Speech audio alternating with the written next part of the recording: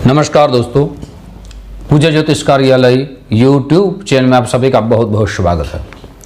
दोस्तों, आज आपके सामने में जन्म कुंडली में जो नवमास कुंडली रहती है उसको सरल तरीके से आपके सामने में समझने में किसी प्रकार की आपको दिक्कतें ना आए वो पूरा विस्तार रखने वाला हूँ।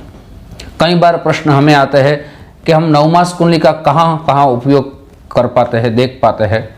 तो सबसे पहले किसी की शादी से पहले कुंडली मिलान करते हैं तो उसमें 3 कुंडली देखी जाती है।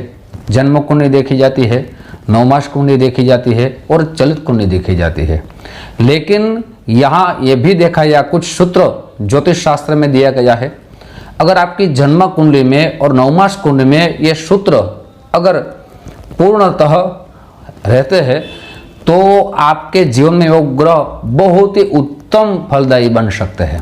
तो आपको कैसे देखना है पूरा विस्तार कहूँगा, और आप अपनी नवमास कुंडली भी पूरी सरलता से देख पाएंगे।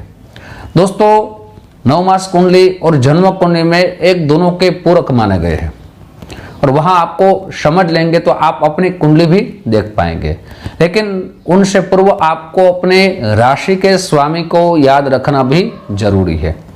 जैसे मेष राशि और वृश्चिक राशि के स्वामी मंगल देव है, वृषभ राशि और तुला राशि के स्वामी दोस्तों शुक्रदेव है, मिथुन राशि और कन्या राशि के जो स्वामी है बुधदेव है, चंद्रमा की एक राशि है कर्क राशि है, भगवान सूर्य भगवान की एक राशि है वो सिंह राशि है, धन राशि और मीन राशि के देवता गुरु भगवान है और मकर राशि और कुंभ राशि के देवता शनिदेव है। आपने ये याद कर लिया। अब आपको मैं दृष्टांत के साथ आपको मैं समझाऊंगा। दोस्तों, आप एक साइड जन्म कुंडली रखें और दूसरी साइड आप नवमास कुंडली रखें। अगर इनमें से ये सूत्र आपकी कुंडली में अच्छी तरह बैठ रहे हैं तो आपके ये ग्रह आपको उत्तम परिणाम देंगे। उसके कारक की सारी आपके जीवन में लाभ मिलेगा। जैसे दोस्तों मैं बात करूं सूर्य की, तो सूर्य के कारक किसके माने गए हैं? तो सूर्य मान सम्मान के कारक माने गए हैं। जैसे गुरु महाराज है वो बुद्धि संतान के कारक माने गए हैं, शुक्र है वो भौतिक सुख के कारक माने गए हैं। वैसे सारे ग्रह अपने अपने कारक माने गए हैं। तो आपको यहाँ देखना है कि ये सूत्र आपकी कुंडली में हो रहा है। अगर हो रहा है तो आपको उस कारक वस्तु का उत्तम परिणाम मिल सकता है। दोस्तों, 2 तरह की कुंडली आपको देखनी है। पहली है राशि वर्गोत्तम और दूसरा है तत्व वर्गोत्तम। तो राशि वर्गोत्तम कैसे देखेंगे? तो सबसे पहले आपकी जन्म कुंडली में किसी भी भाव में, दोस्तों किसी भी भाव में कोई ग्रह, जैसे मैं दृष्टांत दूं कि शनि 10th भाव में उपस्थित है, 10th भाव में उपस्थित है, तो दोस्तों अगर आपके नवमास कुंडली में भी शनि 10th भाव में उपस्थित है तो शनि महाराज है उसको राशि वर्गोत्तम कहा जाता है। तो दोस्तों शनि का जो प्रभाव रहेगा वो आपके लिए उत्तम रह सकता है। वो कारक जो चीज के है वो आपको उत्तम फल जरूर देंगे, ऐसे सारे। लेकिन इसमें एक बात आपको ध्यान जरूर रखनी है कि जहाँ बैठते हैं उसका फल कम मिलता है, लेकिन जहाँ उसकी दृष्टि रहती है उसका भी फल उत्तम मिलता है। साथ ही अगर वो दोस्तों उच्च स्थान में है तो भी उत्तम फलदाने बन सकते हैं।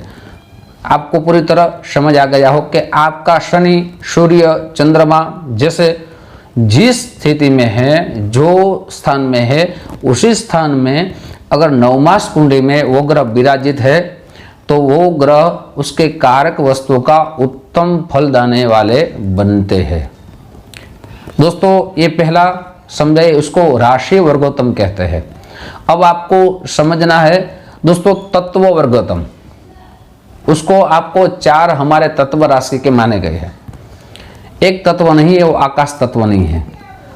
आपको समझना है अग्नि तत्व की राशि कौन सी है। सबसे पहले अग्नि तत्व की राशि है मेष राशि है, साथ ही सिंह राशि है, धन राशि है। पृथ्वी तत्व की राशि है वो वृषभ राशि है, कन्या राशि है और मकर राशि है। वायु तत्व की जो राशि है वो मिथुन राशि है, तुला राशि है और कुंभ राशि है। जल तत्व की जो राशि मानी गई है वो कर्क राशि है, वृश्चिक राशि है और मीन राशि है। अब आपको यहाँ क्या देखना है वो भी समझ लीजिए।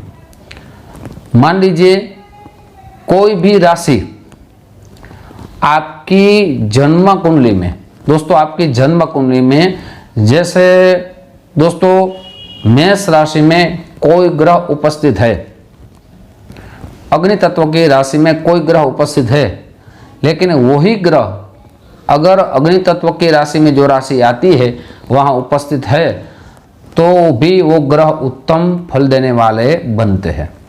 जैसे मेष राशि में मान लीजिए मंगल देव है, लेकिन नवमास कुंडली में वो सिंह राशि है तो अग्नि तत्व मानी जाएगी, या वो धन राशि में है तो भी वो मंगल देव आपके जीवन में उत्तम फल देने वाले बनते हैं। इसको दोस्तों तत्व वर्गोत्तम राशि कहते हैं।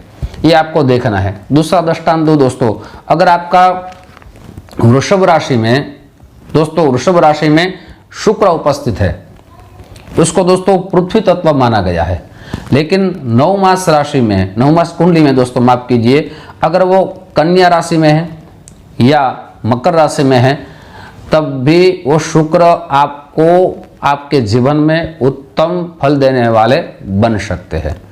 इसको कहते हैं राशि वर्गोत्तम। ये आपने देख लिया, मुझे लग रहा है आप नवमास कुंडली अच्छी तरह देख पाएंगे। दोस्तों और भी आपके सामने नवमास कुंडली के बारे में मैं चर्चा करता रहूँगा, साथ ही 16 वर्ग कुंडली के बारे में चर्चा करता रहूँगा, जैसे आप अपनी कुंडली खुद देख पाए और अपनी कुंडली देख के कुछ सावधानी बरते, साथ ही अपनी कुंडली देख के आप अपने जीवन में परिवर्तन करें। इसलिए आप घर बैठ के अपनी कुंडली देख पाए, ऐसा मैं प्रयास कर रहा हूँ।